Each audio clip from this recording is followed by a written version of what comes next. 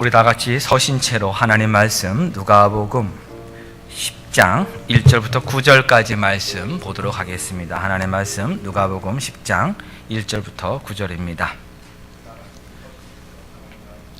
그 후에 주께서 따로 70인을 세우사 친히 가시려는 각 동네와 각 지역으로 둘씩 앞서 보내시며 이르시되 추수할 것은 많되 일꾼이 적으니 그러므로 추수하는 주인에게 청하여 추수할 일꾼들을 보내주소서 하라. 갈지어다 내가 너희를 보냄이 어린 양을 이리 가운데로 보낸가 같도다. 전대나 배낭이나 신발을 가지지 말며 길에서 아무에게도 문안하지 말며 어느 집에 들어가든지 먼저 말하되 이 집이 평안할지어다 하라. 만일 평안을 받을 사람이 거기 있으면 너희의 평안이 그에게 머물 것이요 그렇지 않으면 너희에게로 돌아오리라. 그 집에 유하여 주는 것을 먹고 마시라. 일꾼이 그 삭슬을 받는 것이 마땅하니라. 이 집에서 저 집으로 옮기지 말라. 어느 동네에 들어가든지 너를 영접하거든 너희 앞에 차려놓는 것을 먹고 거기 있는 병자들을 고치고 또 말하기를 하나님의 나라가 너희에게 가까이 왔다 하라. 아멘. 착석해 주시기 바랍니다. 오늘 말씀은 예수님께서 제자들 가운데 70명을 따로 세우셔서 또 선교 여행을 보내시는 내용입니다. 이미 예수님은 12명의 제자들을 둘씩 짝지어서 선교 여행을 보내신다고 우리 누가복음 9장에서 한 장 앞에서 이미 말씀해 주셨습니다.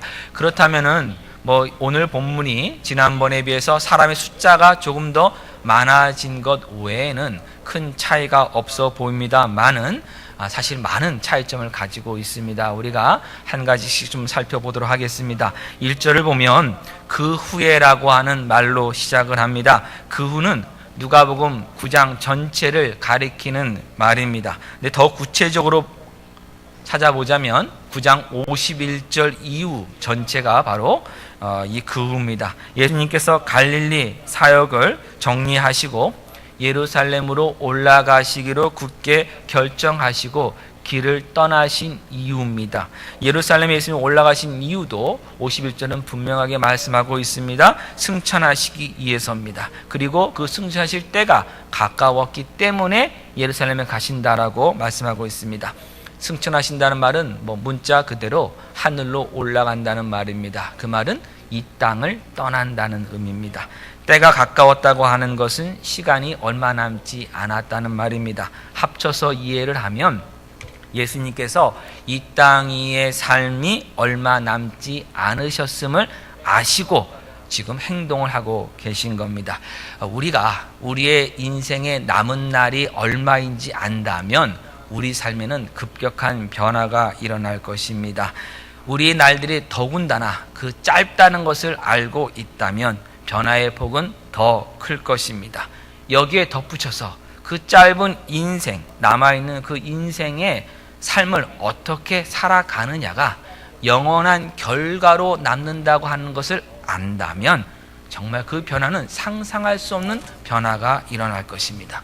이것이 예수님을 그리스도로 믿는 구원자라고 믿는 신자들의 삶이 예수님을 만나기 전, 믿기 전과 급격한 변화가 일어나는 이유 중에 하나이기도 합니다. 예수님을 믿는다고 말하는 것은 성령님께서 함께 하시는 사람이 되었다는 것입니다. 예수님 믿을 때 성령님께서 우리 안에 거하십니다. 그렇기 때문에 성령님을 통해서 우리는 하나님의 뜻을 알게 되고 또한 알아갈 수가 있습니다. 이 성령님께서 우리에게 주신 선물 중에 하나가 무엇이냐면 바로 이 성경, 하나님 말씀입니다. 예수님 믿는 사람들은 하나님 말씀, 성경을 사랑할 수밖에 없고 사랑해야 합니다. 그리고 이 성경 말씀대로 우리가 믿으며 살아가야 합니다. 성경이 우리에게 분명히 말씀하고 있는 것은 뭐냐면 우리의 인생이 짧다는 것입니다. 우리 한번 찾아보겠습니다. 시편 39편으로 가보겠습니다.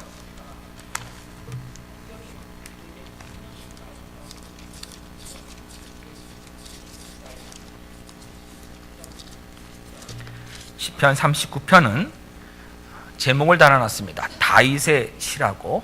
다윗은 성경에서 유일하게 하나님 마음에 합한 자라고 하는 그 칭찬을 들은 하나님의 사람, 하나님의 영이 함께한 사람, 성령님이 함께했던 사람입니다. 그가 시를 썼습니다. 4절 보겠습니다. 여호와여 나의 종말과 연한이 언제까지인지 알게 하사 내가 나의 연약함을 알게 하소서. 하나님의 사람이 하나님께 기도하는 것이 뭐냐면 나의 종말과 그 남은 날들이 얼마인지를 알게 하여 주셔서 하나님 앞에서 겸손한 자로 살게 하여 주시옵소서. 우리들의 그 연약함을 알게 하여 주시옵소서라고 하나님께 간구를 합니다. 그러면서 5절에 주께서 나의 날을 한 뼘 길이만큼 되게 하시매 나의 일생이 주 앞에는 없는 것 같사오니. 하나님은 영원하신 하나님이십니다. 영원하심 앞에서, 영원한 시간 앞에서 우리의 인생은 한 뼘도 사실 안 되는 겁니다. 그 이야기를 하는 것입니다. 사람은 그가 든든히 서 있는 때에도 진실로 모두가 허사뿐이니이다. 사람의 겉모습은 든든히 서 있습니다. 저도 이렇게 지금 든든히 서 있습니다. 그러나 실질을 보면 허사다. 이 허사다는 말을 원문의 뜻은 뭐냐면 한숨, 숨 하나일 뿐이다 이겁니다. 영원한 시간 보니까 숨 한 번 쉴 정도밖에는 되지 않는 기간이 사람이라는 겁니다. 아무리 든든히 서 있어도 이 짧다는 것이, 짧은 인생이라는 것이 바로 하나님이 우리 주신 말씀입니다. 그래서 6절에 진실로 각 사람은 그림자같이 다니고 헛된 일로 소란하여 재물을 쌓으나 누가 거둘는지 알지 못하나이다. 우리 인생 그렇지 않습니까?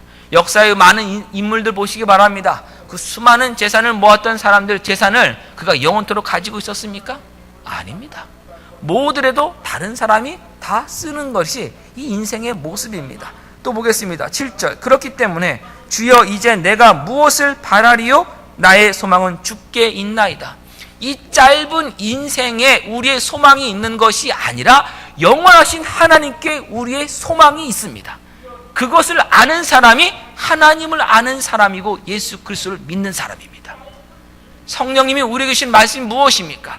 영원하신 하나님께 소망을 두는 믿음의 삶을 살아가라는 말씀입니다. 그것을 우리가 항상 기억을 해야 됩니다. 또한 또 다른 하나님의 사람의 글을 보겠습니다. 우리 시편 90편입니다.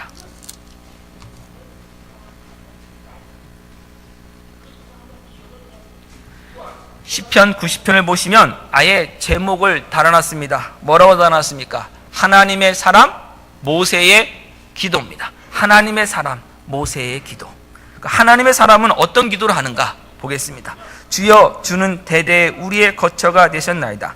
산이 생기기 전 땅과 세계도 주께서 조성하시기 전 곧 영원부터 영원까지 주는 하나님이시니이다. 하나님의 사람의 고백은 뭐냐면 하나님만이 창조주이시며 하나님만이 영원하신 분임을 믿는 겁니다. 그게 하나님의 사람의 고백입니다. 그럼 우리 삶의 모든 것도 시작이 뭐냐? 바로 이 영원하신 하나님 앞에서의 삶이라는 것을 항상 기억하는 것이 하나님의 사람입니다. 주께서 사람을 티끌로 돌아가게 하시고 말씀하시기를 너희 인생들은 돌아가라 하셨사오니 주의 목전에는 천년이 지나간 어제 같으며 밤의 한순간 같을 뿐이니이다. 얼마나 우리 인생이 짧습니까? 주께서 그들을 홍수처럼 쓸어가시나이다. 그들은 잠깐 자는 것 같으며 아침에 돋는 풀 같으니이다. 풀은 아침에 꽃이 피어 자라다가 저녁에는 시들어 마르나이다. 우리는 주의 노에 소멸되며 주의 분내심에 놀라나이다. 주께서 우리의 죄악을 주의 앞에 놓으시며 우리의 은밀한 죄를 주의 얼굴빛 가운데 두셨사오니 우리의 모든 날이 주의 분노 중에 지나가며 우리의 평생이 순식간에 다하였나이다. 우리의 연수가 70이요 강건하면 80이라도 그 연수의 자랑은 수고와 슬픔뿐이요 신속히 가니 우리가 날아가나이다. 여러분 지금 느끼십니까? 날아가는 인생 여러분 느끼십니까? 지금 2015년 시작된 지가 어제인데 오늘 벌써 3월 달입니다. 얼마나 빨리 날아가는지 모릅니다. 예전에 어르신분들이 얘기했습니다. 10대 때는 뭐 10km, 20대 때는 20km, 30대는 30km로 뭐 간다고 하는데 네, 걷잡도 없이 저도 지금 가고 있는 거 저도 느끼고 있습니다. 죄송합니다. 여러분 앞에서. 그래서 죄송합니다만은 동일한 것은 다 뭐냐면 다 우리 모두가 지금 날아가는 인생 가운데 살고 있어요. 한순간의 인생 가운데 살고 있습니다. 누가 주의 11절 노여움의 능력을 알며 누가 진노의 두려움을 알리까?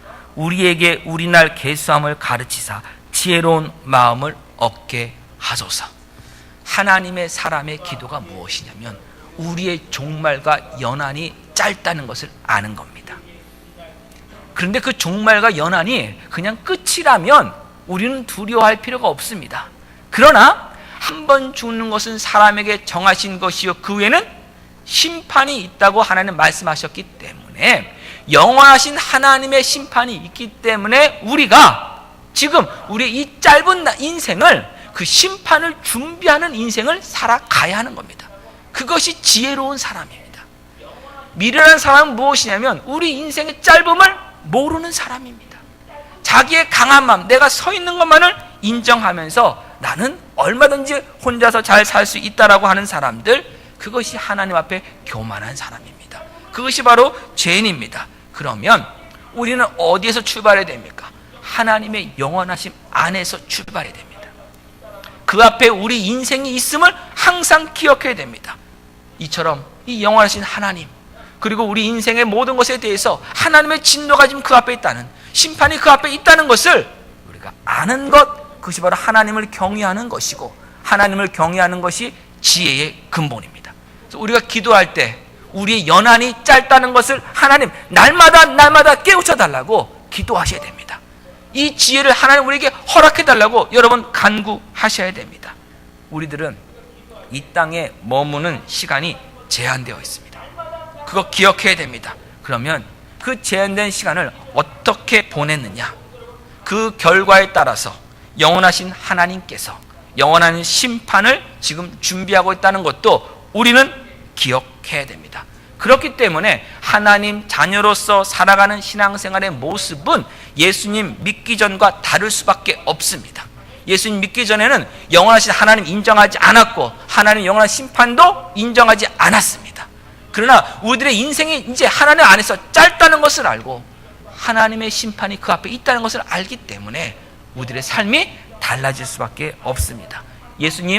예수님의 제자들을 부르시고 예수님 따르라고 말씀하시면서 매우 단호하게 양자택일의 선택을 요구하신 이유가 바로 여기에 있습니다. 그리고 오늘 본문처럼 70명의 제자를 선교 여행 보내신 이유도 바로 제자들이, 예수님의 제자들이 이 땅에서 남은 날이 유한함을 알고 어떻게 하나님을 믿으며 예수님을 따라갔느냐는 영원한 결과를 남기는 그 삶을 살아가라고 권면하시기 위해서 예수님 지금 이렇게 선교여행을 다시 보내시는 겁니다. 그러면 예수님께서 이 땅에 남은 날들은 어떤 삶이었습니까? 예수님의 이 땅에 남은 날들은 십자가를 지시기에 가는 삶입니다. 그 삶은 머리 둘 곳도 없으신 삶이었습니다. 편안하지 않은 삶이었습니다. 고난과 고통의 길, 바로 십자가의 길이었습니다.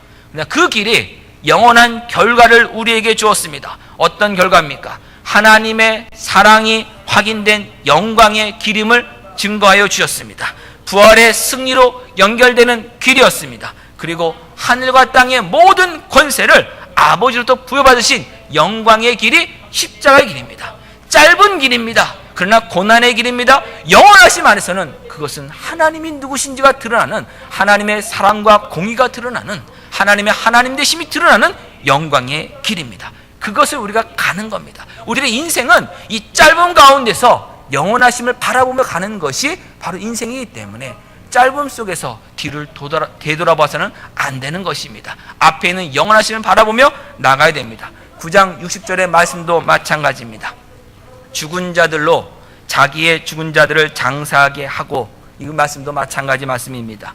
앞에 죽은 자들과 뒤에 죽은 자들이 서로 다르다고 지난주에도 설명드렸습니다. 뒤에 죽은 자들은 육신이 죽은 자들, 우리가 일반적으로 말하는 죽음을 가리킵니다. 우리 육신이 죽으면 어떻습니까? 몸을 우리가 움직일 수도 없고 생각할 수도 없고 감정을 가질 수도 없습니다. 우리가 사람이 죽으면 화장을 이렇게 이쁘게 해주는데 그 여자분들 화장이 마음에 안 든다고 해서 다시 해달라고 말할 수 있습니까? 아무도 말할 수 없어요. 죽으면 그냥 화장해주는 대로 화장만 해줘도 고마운 거 아닙니까, 여러분? 그렇죠? 내가 선택할 수 있는 것 아무것도 없습니다. 가만히 있을 뿐입니다. 그럼 앞에 죽은 자들은 뭐냐? 이 앞에 죽은 자 똑같은 죽은 자들이 아닙니다. 왜 그런가 하면 이 앞에 죽은 자들은 자기의 죽은 자를 장사할 수 있는 사람들입니다. 장사를 한다는 것은 살아있는 사람만이 몸을 움직일 수 있는 사람만이 장사를 할 수가 있습니다. 장사를 해주겠다는 생각을 할 수도 있고요. 빨리 좀 슬프다고 하는 그 감정도 느끼는 감정도 있는 사람이고요. 장사하겠다고 하는, 묻어주겠다고 하는 의지를 발휘할 수 있는 사람입니다. 그러므로 앞에 이 죽은 자들은 사실은 살아있는 사람들입니다. 그런데 예수님은 그들을 보고 뭐라고 그랬냐? 죽은 자들이라고 말씀하셨습니다.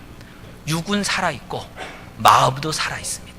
생각도 살아있고 의지도 살아있고 감정도 살아있습니다. 그런데 죽은 자들입니다. 무엇이 죽은 자들입니까? 영이 죽은 자들입니다. 영이 죽은 자들이에요. 그 영이 죽었기 때문에 예수님은 죽었다고 말씀하신 겁니다. 우리 에베소서 2장으로 가보겠습니다.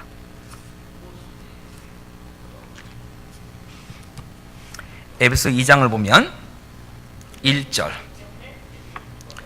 그는 허물과 죄로 죽었던 너희를 살리셨도다. 이 그는 누구냐면 예수님입니다. 예수님은 허물과 죄로 죽었던 너희를 살리셨도다. 그러면 우리 사람들은 뭐냐면 허물과 죄로 죽었습니다. 분명히 죽어 있습니다. 그러면 아무것도 할 수 없어야 되는데 2절, 그때 너희는 그 가운데서 허물과 죄 가운데서 행한다는 말은 움직인다, 걷는다, 일한다는 겁니다. 그러면 살아있는 겁니까? 죽은 겁니까? 살아있죠. 그 육신은 살아있는 것입니다. 그 마음도 살아있습니다. 생각도 살아있어서 이 세상 풍조를 따릅니다. 이 세상 풍조가 너무 좋은 겁니다. 공중의 권세 잡은 자를 따랐으니 곧 지금 불순종의 아들들 가운데서 역사는 영이라. 사탄을 따라 살았습니다. 전에는 우리도 다 그 가운데서 우리 육체의 욕심을 따라 지내며 육체와 마음에 원하는 것을 하여, 육체가 원하는 것이 있다. 그럼 그 육체 살아있습니까? 죽었습니까?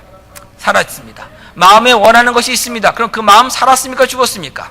살아있습니다. 그래서 육체와 마음에 원하는 것을 우리 육체로 합니다. 우리 생각대로 합니다. 그러나 그 모습이 뭐냐면 다른 일과 같이 본일상 진노의 자녀였고 그것이 바로 허물과 죄로 죽었던 사람의 모습입니다. 그러면 보겠습니다. 사람이 분명히 겉은 살아있는데 육체와 마음에 원하는 대로 사는 사람은 그 영이 죽은 사람입니다. 누구로부터요? 하나님으로부터요. 성경이 말하는 죽음이 바로 뭐냐면 관계가 끊어졌다는 겁니다. 하나님과의 관계가 끊어진 사람을 죽었다라고 지금 이야기를 하고 있습니다. 그래서 결국 이 죽은 사람은, 그 영이 하나님과 관계가 끊어진 사람은 본질상 진노의 자녀입니다. 그 말은 무엇입니까? 하나님의 사랑을 입고 하나님 뜻대로 살아야 하는데 하나님의 사랑을 거부하여서 죄를 지었기 때문에 그 죄의 값, 바로 하나님의 진노 아래 있는 삶을 우리가 살아간 겁니다. 그것이 예수님을 만나기 전의 사람입니다. 예수님을 만나기 전의 사람은 모두가 다 허물과 죄로 죽은 사람이고 하나님의 진노 아래 있는 사람이고 하나님의 심판 아래 있는 사람입니다. 하나님의 관계가 다 끊어진 사람들입니다. 영이 죽었다는 것을 우리가 이해를 할 때 만약 또 오해하는 것이 무엇인가 하면 영이 없어졌다는 것이 절대 아닙니다. 성경이 말하는 죽음의 1차적인 의미는 생명의 근원과의 관계가 끊어졌다는 겁니다. 누가복음 15장을 할 때 살펴볼 것입니다만은 누가복음 15장은 탕자의 비유라고 하는 매우 유명한 비유가 있는 부분입니다. 근데 이 탕자의 비유를 보면 아버지와 둘째 아들, 탕자였던 그 둘째 아들과의 대화를 보면 돌아온 탕자인 둘째 아들에게 아버지가 이렇게 얘기합니다. 너는 죽었던 내 아들이다. 그 아들은 죽지 않았습니다. 오히려 어떻게 했냐면 자기 육체가 원하는 대로, 마음이 원하는 대로 가서 흥청방청 살았습니다. 허랑방탕하게 살았던 사람이 이 둘째 아들이에요. 죽지 않았습니다. 근데 아버지는 뭐라냐면 내 죽었던 아들이다. 무엇으로요? 아버지와 아들의 관계가 끊어졌다는 의미입니다. 어떻게 죽었습니까? 둘째 아들이 아버지 유산을 미리 달라고 그랬습니다. 그 말이 뭡니까? 유산이란 말은 아버지가 죽어야 주는 겁니다. 돌아가셔 주는 겁니다. 그러니까 아버지는 이제 죽은 사람이에요. 나한테는. 나는 돈만 필요합니다 하고 아버지의 관계를 끊고 간 겁니다. 그가 돌아온 겁니다. 그래서 이때 말하는 죽었던 내 아들이라는 의미는 아버지와의 관계가 끊어졌다는 겁니다. 마찬가지입니다. 우리가 죽었다, 허물과 죄로 죽었다고 하는 것은 생명의 근원이신 하나님과의 관계가 끊어졌다는 겁니다. 그래서 하나님으로부터 생명을 받지 못하는 것, 그것이 죽음입니다. 우리 사람은 원래 하나님의 영이 우리 영과 함께 하시면서 우리의 그 마음, 생각, 감정, 의지, 우리 혼이라 불리는 그곳에 하나님의 말씀을 우리에게 주십니다. 하나님의 영이, 성령님께서 그래서 우리에게 주셔서 그 말씀대로 우리가 생각하고 그 말씀대로 우리가 느끼고 그 말씀대로 우리가 살아가는 겁니다. 무엇으로요? 우리 육체로요. 그것이 하나님께 영광을 돌리는 사람입니다. 하나님이 그렇게 창조하셨는데 하나님과 관계가 끊어졌기 때문에 우리의 마음에, 우리의 생각에 하나님의 영, 성령님의 말씀을 주시지 못하고 누가 주는 겁니까? 계속 사탄이 주고 세상이 주고 우리 육체의 정욕들이 주는 거예요. 그것 때문에 살아가다 보니까 계속 죄만 짓는 겁니다. 하나님을 찾지도 못합니다. 관계가 끊어졌기 때문입니다. 알지도 못하고 알 수도 없습니다. 그러다 보니 계속 원수 마귀가 유혹하는 대로 넘어가는 겁니다. 그래서 원수 마귀 아래에서 불순종의 아들들 가운데서 지금 살아가는 거예요. 그것이 사람의 모습이었습니다. 사탄이 주는 생각대로 세상의 풍조를 따라 지냈고 육체와 마음이 원하는 대로 육체의 정욕대로 살아갑니다. 이것이 바로 하나님 앞에 죄를 범하는 겁니다. 이 죄에 대한 하나님의 진노 아래 우리가 다 있습니다. 영원한 심판을 지금 앞두고 살아갔습니다. 그때 하나님 어떻게 하셨습니까? 에베소서 2장 4절입니다. 긍휼이 풍성하신 하나님이 우리를 사랑하신 그 큰 사랑을 인하여 허물과 죄로 죽은 우리를 그리스도와 함께 살리셨고, 하나님의 그 크신 사랑으로 그 하나님의 긍휼이 풍성한 사랑이 우리가 영원한 심판 가운데 들어가는 것을 불쌍히 여겨주셔서 하나님이 우리를 구원하여 주셨어요. 어떻게 해요? 예수 그리스도와 함께 살리심으로. 예수님을 살리셨다는 말은 예수님이 죽으셨다는 겁니다. 예수님이 왜 죽으신 겁니까? 우리의 허물과 죄를 대신 갚으시기 위해서, 그 값을 치르시기 위해서 예수님이 대신 죽으심으로 우리를 살려주신 거예요. 그것이 바로 6절 말씀, 또 함께 일으키사 그리스도 예수 안에서 함께 하늘에 앉히시니, 우리를 예수 그리스도와 함께 하늘에 앉히셨습니다. 하나님 나라에 속하게 하셨습니다. 구원은 하나님의 백성 만드는 겁니다. 하나님께서 진노의 자녀에서 우리를 구원하여 주셔서 하나님 백성 만드시는 것이 바로 구원입니다. 근데 그 구원은 철저하게 하나님의 은혜입니다. 우리는 죄밖에 지은 것 없습니다. 우리는 육체와 마음이 원하는 대로 산 것밖에 없습니다. 죄 가운데서 살았던 것이 바로 저입니다. 하나님 인정하지 않고 살았습니다. 하나님이 이런 죄인들을 불쌍히 여겨 주셔서 직접 찾아오신 겁니다. 그리고 십자가에서 그 값을 다 치러 주신 겁니다. 하나님의 은혜가 우리를 구원했습니다. 그래서 7절 말씀, 이는 그리스도 예수 안에서 우리에게 자비하심으로써 그 은혜의 지극히 풍성함을 오는 여러 세대에 나타내려 하심이라.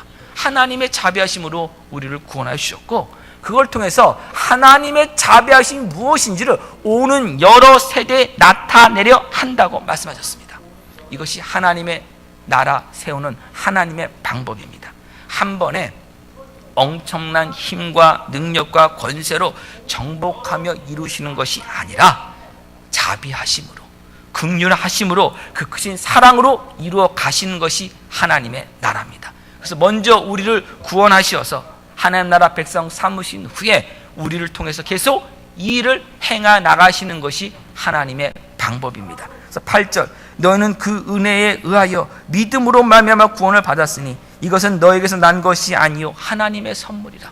구원은 하나님의 선물입니다. 그렇기에 9절 말씀, 행위에서 난 것이 아니니 이는 누구든지 자랑하지 못하게 함이라. 보십시오.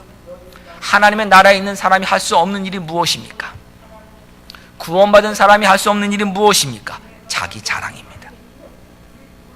우리가 구원받은 것에 우리의 자랑은 전혀 있을 수가 없습니다. 하나님의 나라는 철저하게 은혜로 세워지는 나라고, 하나님의 긍휼하심으로 세워진 나라고, 하나님의 사랑으로 세워진 나라고, 믿음으로 세워진 나라입니다. 그렇기에 자기 자랑은 있을 수 없습니다.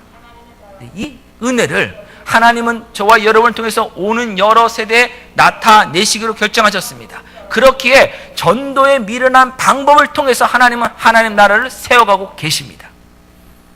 다른 것이 아니라 믿음의 사람들을 통해서 하나님 나라를 세우시는 겁니다. 그러면 하나님의 나라가 자기 자랑이 있을 수 없는 나라라고 한다면 그 하나님 나라를 살아가는 원리는 무엇입니까? 자기를 부인하고 자기 십자가를 지고 예수님을 따라가는 겁니다. 자기 자랑하지 않는 것은 예수님만을 자랑하는 것입니다. 나를 부인하는 것입니다. 십자가를 자랑하는 것이고 자기 십자가를 지고 가는 겁니다. 그것이 자기 자랑하지 않는 삶, 바로 하나님 나라의 삶입니다. 우리 인생 짧습니다. 영원한 진노로 끝내느냐 아니면 하나님 나라로 백성이 되느냐, 이 짧은 인생 가운데 결정됩니다. 하나님의 은혜로 예수 그리스도를 믿게 되어 하나님의 백성된 사람이라면 어떻게 진노의 자녀였던 그 옛생활을 뒤돌아보면서 그곳을 지금 다시 가겠다고 말할 수 있겠느냐고 예수님 말씀하신 것이 무엇입니까? 나를 따르는 자는 쟁기를 들고 뒤를 돌아보는 자는 절대 나를 따를 수가 없다는 겁니다. 뒤를 돌아보지 말고 앞을 보고 나아가라는 겁니다. 예수님만 바라고 나아가라는 것입니다. 진노의 자녀였던 옛생활로 돌아가지 말고 성령님이 말씀하시는 새 생활로 들어오라고 예수님이 지금 말씀하시는 겁니다. 마찬가지입니다. 아버지의 장례 치르고 예수님 따르겠다는 제자에게 뭐라 말씀했습니까? 뭐라 말씀하셨습니까? 내가 정말 사랑하는 사람이 지금 하나님의 영원한 진노의 심판을 받을 곳으로 가는 날 기다리겠다고 장례식 치러주겠다고만 지금 말할 수 있느냐? 가서 예수님을 전하라.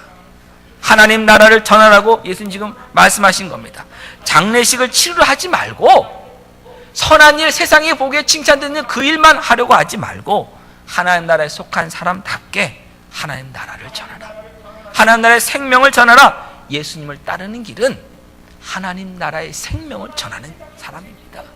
예수님을 따라가는 사람은 하나님의 긍휼하심을 전하는 사람입니다. 예수 믿는 사람은 하나님의 은혜 가운데 붙들렸다는 것을 증거하는 사람입니다. 그래서 저와 여러분의 삶 가운데 무엇이 나타나야 됩니까? 하나님의 은혜가 나타나야죠. 하나님의 긍휼하심이 나타나야죠. 하나님의 사랑이 나타나야죠. 근데 우리 신앙생활 하면서 무엇이 그렇게 많이 나타납니까? 자기 자랑이 얼마나 많이 나타납니까? 나는 다른 사람이고 나는 정말 잘 믿고. 여러분, 기도가 자기 자랑 될 수 있는 거 아십니까? 금식이 자기 자랑 될 수 있는 거 아십니까? 성경 많이 읽은 것도 자기 자랑 될 수 있는 거 아십니까? 하나님의 은혜를 전하지 못하고요, 나는 기도를 얼만큼 한 사람입니다 전한다면 여러분, 이건 자기 자랑입니다. 우리는 은혜를 전한 사람입니다. 예수님이 이 은혜를 전하라고, 하나님의 은혜를 전하라고 제자들을 따로 세워서 70명을 보내십니다. 근데 앞서 보내신 12명의 제자를 보낸 것과는 다른 점이 있는데, 헬라어나 영어 성경을 보면은 좀 더 쉽게 구분이 갑니다. 12제자를 보내실 때는 갈릴리에 있는 여러 마을들로 보내셨습니다. 이 마을은 작은 어떤 시골 마을을 뜻하는 단어입니다. 아마도 예수님께서 한 번은 방문하셨을 가능성이 다 있습니다. 갈릴리에서 계속 오랫동안 사역을 하셨기 때문입니다. 근데 70명의 제자들을 보낼 때는 누가복음 10장 1절을 보면은 친히 가시려는 각 동네와 각 지역으로 했습니다. 영어 성경은 뭐 타운이나 또는 시리라고 하는 단어를 사용해서 도시로 가라고 이렇게 얘기를 한 겁니다. 많은 사람들에게 복음을 전하라고 지금 말씀하신 겁니다. 그런데 더 중요한 것이 뭐냐면 예수님께서 친히 가시려는 각 동네와 각 지역으로 둘씩 앞서 보냈다는 겁니다. 그러면 제자들이 앞서갔습니까? 예수님이 앞서갔습니까? 어느 지역에? 예수님이 친히 가시려는 지역에 제자들을 앞서 보내셨으면 제자들이 앞에 간 거예요? 예수님이 앞에 간 거예요? 제자들이 앞서갔습니다. 근데 이것이 예수님을 따르는 길이라고 예수님이 지금 말씀하여 주신 겁니다. 예수님 말씀에 순종하는 길인데 왜 이 이야기를 하셨느냐? 9절에 그 흔적이 나옵니다. 또 말하기를 가서 뭐라고 하느냐? 하나님의 나라가 너에게 가까이 왔다. 11절에도 하나님의 나라가 가까이 온 줄을 알라라고 분명히 말씀하셨습니다. 근데 9절과 11절은 조금 달라요. 9절에서는 병이 고쳐지고 그들을 환영한 사람들입니다. 그들을 환영한 사람에게도 예수님, 그 하나님 나라가 가까이 왔다고 말하는 거고, 11절은 복음을 듣지 않은 사람입니다. 그들에게도 뭘 선언하는 겁니까? 하나님 나라가 가까이 왔다는 겁니다. 자, 그러면 이제 한번 생각해 보겠습니다. 예수님이 친히 가시려는 곳에 제자들을 앞서 보내셨다면 예수님이 제자들보다 조금 뒤에 있는 것이고, 다른 말로 하면 가까이 있는 겁니다. 맞습니까, 여러분?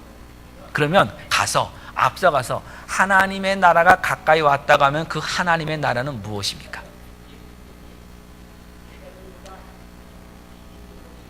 다시 질문 드릴게요. 자, 예수님이 친히 가시려고 하는 그곳에 제자들을 미리 보내셨습니다. 가서 선언해야 되는 말씀이, 그들이 예수님의 말씀, 하나님의 선포할 그 말씀을 받아들이던 받아들이지 않던 간에 하나님의 나라가 가까이 왔다라는 것을 선포하라고 말씀하셨습니다. 그러면 그 하나님의 나라가 무엇이냐는 거죠. 예수님입니다. 예수님이 지금 가까이 계시잖아요. 예수님이 임하심은 하나님 나라의 임하심입니다. 예수님을 받아들이던 받아들이지 않던 간에 예수님이 오셨으면 그곳에 하나님 나라가 시작된 겁니다. 물론 하나님 나라의 완성은 예수님 다시 오실 때 이루어질 것입니다. 그러나 예수님이 이미 그곳에 오셨다고 하면, 예수님의 임하심을 선포했다고 하면, 그것은 바로 그곳에 하나님의 나라가 지금 시작되고 있는 겁니다. 그 이야기를 제자들을 보고 하라고 말하고 있습니다. 그러면 복음을 전한다고 하는 것은 단순히 죄에서 구원받습니다, 영원한 생명이 있습니다만을 전하는 것이 아니라, 복음을 전하는 것은 예수님이 임하셨습니다. 하나님 나라가 임하셨습니다. 하나님의 심판과 사랑이 이곳에 임했습니다를 선언하는 겁니다. 하나님의 통치를 선포하는 겁니다. 엄청난 사건입니다. 큰일입니다. 그렇기 때문에 복음을 전하는 것은 두렵고 떨리는 마음으로 여러분 전하셔야 됩니다. 세상을 두려워하라는 것이 아닙니다. 세상을 무서워하라는 것이 아닙니다. 하나님의 나라가 이렇게 엄청난 나라이기 때문에 우리가 두렵고 떨리는 마음으로 전해야 합니다. 그것을 또 보여주는 게 뭐냐? 10장 2절입니다.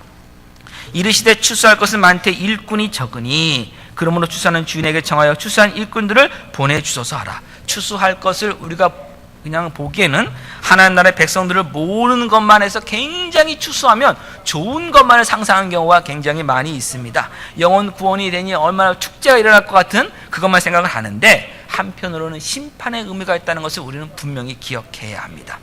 예수님이 지금 제자들에게 말씀하셨는데, 이 당시 제자들은 구약 성경에 정통한 사람들입니다. 구약 성경에서 추수라는 단어는 하나님의 심판의 의미로도 많이 사용되었습니다. 집에 가서 살펴보십시오. 요엘서 3장입니다. 3장 12절 13절을 보면 곡식이 익었습니다. 추수할 때가 됐습니다. 무엇으로 추수하냐면 낫으로 추수합니다. 포도가 익었기 때문에 포도주를 만듭니다. 포도주 틀에 들어가서 으깨어집니다. 심판입니다. 곡식이 익고 포도가 익을 때는 심판의 때임을, 추수의 때는 그 심판의 때임을 말씀하여 주신 겁니다. 그런데 요한계시록, 성경 맨 마지막 요한계시록 14장을 보면 오시는 예수님, 인자 같으신 분이라고 표현되어 있는 그 예수님의 손에 예리한 낫이 들려 있습니다. 그 낫으로 예수님이 추수하시고 한편으로는 예수 믿지 않는 사람을 심판하십니다. 그래서 추수는요, 심판과 함께 갑니다. 알곡과 쭉정이가 구별될 때가 추수됩니다. 알곡과 가러지가 구별될 때가 추수됩니다. 추수할 것이 많다는 것은 좋은 것만 상상하지 마십시오. 구원받을 영혼들이 많다는 그 의미는 한편으로는 심판을 앞두고 있는 사람들이 많다는 겁니다. 짧은 인생 끝에 영원한 심판으로 들어가기 직전의 사람들이 너무나 많다는 것입니다. 하나님의 영원한 심판을 앞두고 있는 남은 인생이 짧은 사람들이 굉장히 많다는 것이, 추수할 것이 많다는 겁니다. 그래서 우리가 하나님 나라의 복음을 전할 때 빠지지 않는 것이 뭔지 아십니까? 침례 요한과 예수님이 모두 다 공통적으로 뭐 하라 한 다음에 하나님 나라가 가까이 왔다고 선포했습니까? 회개입니다. 하나님 나라가 가까이 온 그곳에는 하나님의 심판이 함께하고 있기 때문에 하나님 나라가 오기 전에 해야 될 일이 무엇입니까? 회개입니다. 하나님 나라를 인정하지 않았던 우리의 그 죄에 대해서, 허물과 죄에 대해서, 하나님을 거부했던 죄에 대해서 하나님 앞에 회개하고 나가야 됩니다. 내 마음대로 살고 내 육신이 원하는 대로 살고 마음이 원하는 대로 살던 그 죄에 대해서 하나님 앞에서 회개해야 됩니다. 그래서 복음을 전한다고 하는 것은, 하나님 나라를 전한다는 것은 매우 긴박한 겁니다. 타협할 수 없는 것이고 뒤로 미룰 수 없는 것입니다. 진리를 우리는 바로 선포해야 됩니다. 예수님 추수할 것이 많다고 하셨어요. 그 마음속에 여러분 예수님의 사랑이 여러분 느껴지십니까? 지금 예수님의 마음이 얼마나 아픈지 아시겠어요? 하나님 나라에 거해서 영원한 생명을 누려야 되는데 죄와 허물로 죽어서 자기 마음대로 원대로 살다가 영원한 심판을 지금 앞두고 있는 그 인생의 그 비참함에 대한 예수님의 긍휼하심이 여러분 느껴지지 않으세요? 그 추수할 것이 많다는 그 예수님의 외침입니다. 그래서 무엇을 해야 됩니까? 일꾼을 보내십니다. 그러면 그 일꾼은 어떤 일꾼입니까? 어떤 일꾼입니까? 복음을 전하는 일꾼입니다. 하나님 나라를 전하는 일꾼입니다. 그러려면 복음 안에 들어와 있어야 되는 거예요. 복음 안에 있어야 되는 겁니다. 우리가 가끔씩 선교를 한다고 하면은 선교팀을 만들 때도 재능이 있는 사람들을 이렇게 함께 하는 경우가 많이 있습니다. 선교지에 가서 찬양도 필요하고 운동도 필요하고 이런 재능이 필요합니다. 그러다 보면 뒤로 빠지는 게 뭔지 아십니까? 그가 하나님의 사람인지 아닌지에 대한 그 검증도 하지 않고 재능만을 모아서 갑니다. 예수님 뭐라 말씀하시는 거예요? 아니다는 겁니다, 여러분. 하나님의 나라에 속한 사람만이 하나님의 나라를 전할 수 있습니다. 재능으로 전하는 거 아닙니다. 자기 자랑에 들어갈 수 있는 것 아닙니다, 여러분. 생각 많이 하셔야 됩니다. 그래서 예수님 뭐라 말씀하시냐? 일꾼이 부족한데 일꾼을 보내달라고 기도하라고 구하라고 예수님 말씀하셨습니다.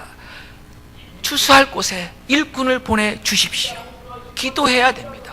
우리 정직하게 우리 자신을 한번 잠시 살펴보겠습니다. 우리가 기도합니다.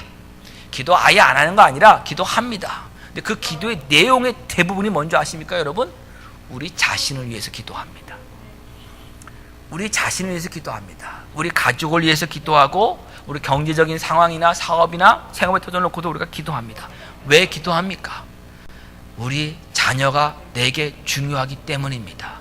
우리 생업의 터전이 나에게 중요하기 때문입니다. 돈이 있어야 삽니다. 자녀가 주는 그 행복과 기쁨 말할 수 없기 때문에 하나님께 기도합니다. 그러면 이 시간에 한번 스스로에게 물어보십시오. 나는 하나님 나라를 전하기 위해서 얼마나 기도하는가? 하나님의 나라가 여러분에게 소중합니까?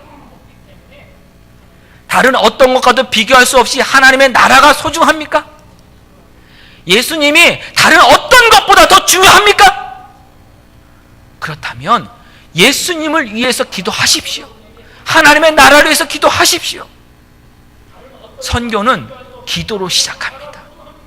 전도도 기도로 시작합니다. 영혼을 긍휼히 여기는 사랑의 기도가 없는 전도나 선교는 종교적 열심이고 자기 열심이고 자기 자랑일 뿐입니다. 기도해야 합니다. 한 가지만 더 말씀드리고 마치겠습니다. 일꾼을 보내달라고 누구에게 기도하라고 말씀하셨습니까? 추수하는 주인에게. 추수하는 주인에게. 추수할 주인이 자기의 추수밭을 보니까 너무 많아요. 일꾼을 보냈어요. 그럼 그 사람이 일꾼 부족한 걸 알아요, 몰라요? 압니다. 아는데도 그 주인에게 구하라고 합니다. 그 주인이 누굽니까? 예수님입니다. 요한복음 5장은 성부 하나님께서, 아버지 하나님께서 모든 심판을 예수님에게 맡기셨다고 분명히 말씀하여 주셨습니다. 앞에서 본 요한계시록 14장 말씀처럼 예수님 예리한 낫을 들고 오십니다. 심판하십니다. 추수하는 주인은 예수님입니다. 그 주인이신 예수님에게 지금 일꾼을 보내달라고 일꾼들이 기도하라고 합니다. 무슨 말입니까? 전도를 할 때, 선교를 할 때, 우리가 하나님 나라의 삶을 살아갈 때 잊지 말아야 될 것이 무엇이냐면 예수님의 긍휼하심입니다. 예수님 긍휼히 여겨 주시옵소서. 예수님 불쌍히 여겨 주시옵소서. 예수님 저 영혼을 불쌍히 여겨 주시옵소서. 나를 불쌍히 여기신 예수님의 사랑이 저 영혼도 불쌍히 여기시길 원합니다. 일꾼을 보내 주시옵소서. 전도를 하면서 불신자를 위한 기도 생각보다 많이 하는데 예수님의 긍휼을 구하는 기도 여러분 얼마나 하십니까? 예수님께 일꾼을 보내달라는 기도 얼마나 많이 하십니까? 엉뚱한 기도하지 마십시오. 예수님의 기도하십시오.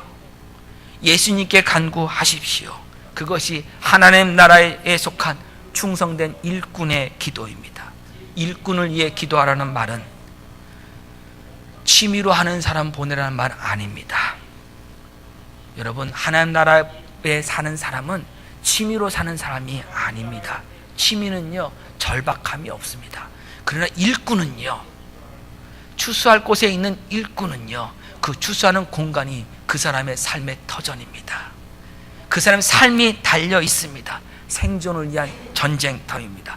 절박함이 있습니다. 그러나 취미로 하는 사람은요, 생계를 꾸려갈 수 있는 다른 것이 있는 겁니다. 그래서 취미는 하면 좋은 것이고 하지 못해도 크게 손해될 것은 없는 것이 취미입니다. 여러분 보겠습니다.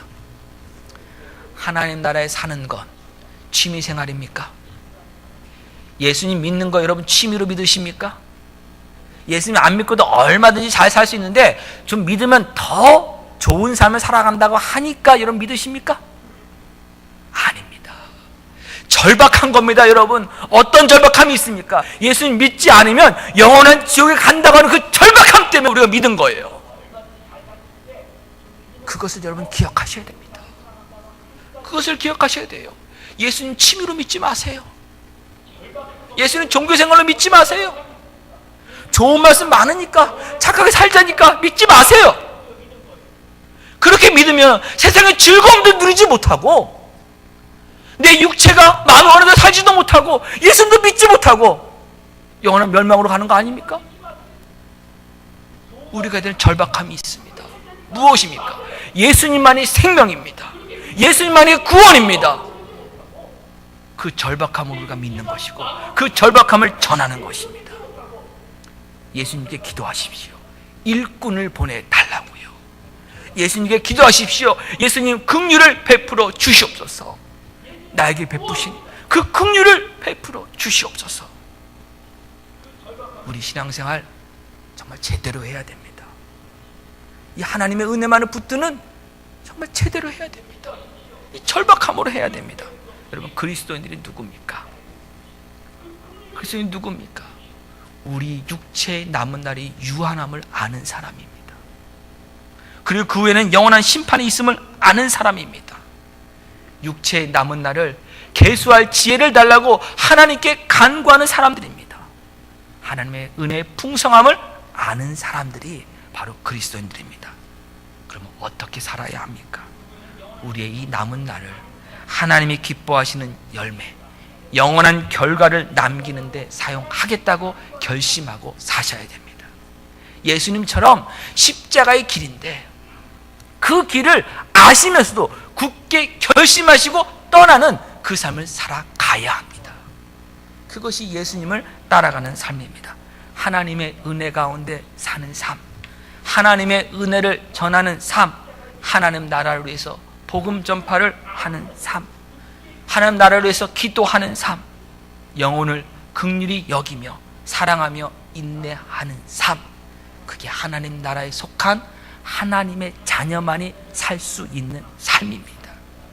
예수님 믿는 사람에게만 하나님이 주신 놀라운 특권과 기회가 무엇이냐면 하나님 나라에 속한 사람으로 사는 겁니다. 예수님의 긍휼과 사랑과 은혜를 전하는 삶을 살아가는 것, 하나님 나라에 부름받은 사람만이 살 수 있습니다. 여러분 옆을 보시고 결심하십시오. 가까운 곳을 보시고 결심하십시오. 그 사람에게 은혜 베푸십시오. 예수님의 은혜 나타내십시오. 하나님의 사랑 가운데 붙들려 있는 거 나타내십시오. 먼 곳에 가서 선교한다고 할 때는 다 내려놓으면서 왜 가까운 곳에서는 그걸 못합니까? 왜 여러분의 남편과 아내와 자녀에게는 그걸 못합니까? 그 일 하십시오. 내가 지금 하나님 나라에 속해 있음을 증거하십시오. 그것이 바로 진정한 하나님 나라를 위해서 기도하는 사람이고 하나님 나라를 전하는 사람입니다. 그것이 하나님께서 저와 여러분을 부르셔서 오는 여러 세대에 하나님 은혜의 풍성하심을 드러내시겠다고 저와 여러분 부르신 하나님의 뜻이고, 그 뜻 가운데 우리가 있음을 성령님께서 지금 계속 우리 마음속에 말씀하고 계십니다. 이 성령님의 음성에 여러분 순종하여 주셔서 여러분의 삶, 하나님 나라에 속한 사람만이 살 수 있는 삶 살아가는 것 기뻐하시며, 이 하나님의 계획에 감사하시며 저와 여러분의 그 남은 인생을 하나님께 기쁨 되는 삶, 하나님께 영광 되는 삶, 하나님 나라를 전하는 삶 살아가겠다고 결단하시는, 예수님이 보내시는 일꾼들 되시길 주님의 이름으로 간곡히 부탁드립니다. 기도하겠습니다. 하나님, 은혜 주심을 감사합니다. 하나님, 은혜만이 저희에게 생명을 주며 저희를 붙들고 있음을 말씀을 통해 확인받았습니다. 하나님, 은혜 안에 있는 삶 이제 온전히 살아가겠노라고 결단합니다. 우리 삶의 현장에서 하나님의 은혜만을 증거하는 저희 모두가 되게 하여 주셔서 우리 삶의 현장에 예수 그리스도의 은혜가 임한, 하나님의 사랑이 임한 하나님 나라가 시작되었음을 이 세상에 증거하게 하여 주시옵소서. 예수님의 이름으로 기도합니다. 아멘.